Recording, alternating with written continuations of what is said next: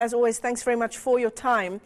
Where do we begin to unpack what's been unfolding at the state capture inquiry? What an incredible week it's been in terms of Pravin Gordhan taking the stand over the past 3 days, the protests by the EFF and particularly Julius Malema on the sidelines of that testimony, and so much drama unfolding today as Lungisa Fuzile, the former Treasury DG, testifies.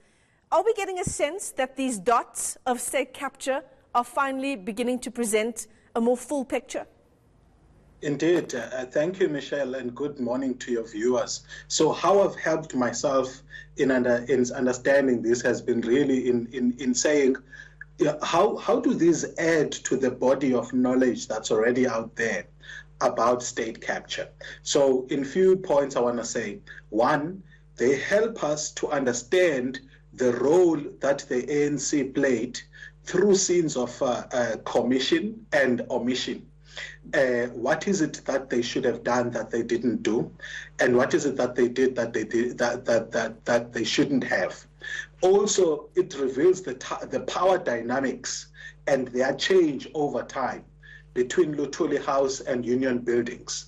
So, for example, when Barbara Hogan spoke, you heard last week, you heard about how intimate the relationship was between the SG of the ANC and Zuma in announcing cabinet reshuffles. But what you then hear later on is that it becomes grapevine, for example, briefing affected cabinet colleagues when they were going to be removed, such as, for example, when Enoch Gonogwana sent that message to Lungisa Fuzile. So you get the sense that over time there became a distance, but you don't get a sense that the ANC fought back to close to reclaim what it came out of Polokwane saying, that the power is in Luthuli House and not in Union Buildings. Ongama, so where do we place what's unfolded in terms of Julius Malema's attacks on Pravin Gordhan this week, calling him a dog of white monopoly capital? Where do we place his comments on Advocate Paul Pretorius as a bastard? He is, of course, the head of the legal team at the state capture inquiry, when just months ago he was calling for South Africans to support Pravin Gordhan against the Zuma administration. So the EFF plays a very crucial role in the body politic in South Africa and have helped us sometimes, find ways out of what seemed to be impasses where the current political order didn't want to move beyond. So, for example, it's they who introduced the politics of chaos and destruction in Parliament, and that proved very crucial in helping us move forward as a country out of a very difficult time in Jacob Zuma. But there are times when I think their agenda appears very nefarious and is confusing from a strategic point of view as to what is it that they want as outcomes from the political system.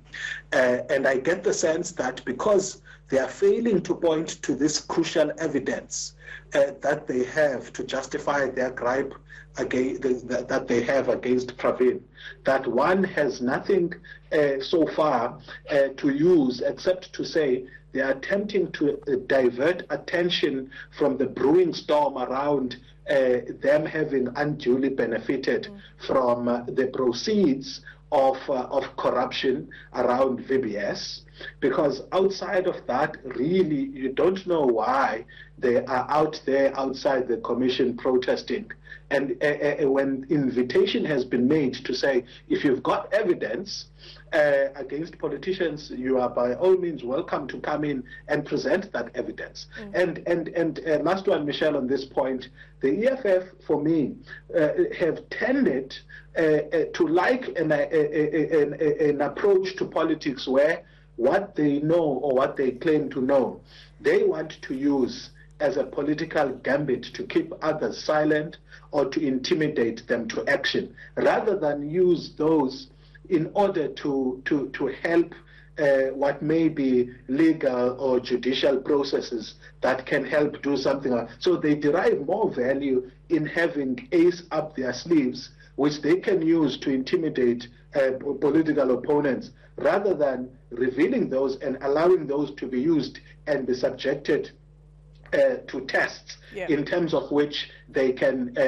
be proved to be true or not, and consequences can come. So they enjoy having aces up their sleeves for political agendas and advancing their political agenda more than proper governance that can benefit the nation. Ongama, let's move forward to what is set to be unfolding over the next few hours on this ordinary Thursday afternoon in South Africa. We've got the ANC's caucus in Parliament, who will be having a press conference in just a short while. Then we'll be moving to Luthuli House, where the ANC will be responding directly to these attacks on Pravin Gordhan at the state capture inquiry. Talk to me about the sort of difficult position the governing party is in, given that it has constantly said that it is not on trial at the state capture inquiry, and yet its own cadres are being implicated time and time again. Indeed. So, Michelle, the ANC has so far wanted to have to make presentations at the State Capture Commission to defend itself against what appears to be the negative framing of the party as a result of the testimony of its own cadres, as you put it, which creates the impression that, in fact, they are on trial. But also now they are coming to defend their very same cadres against the actions of the EFF in this case.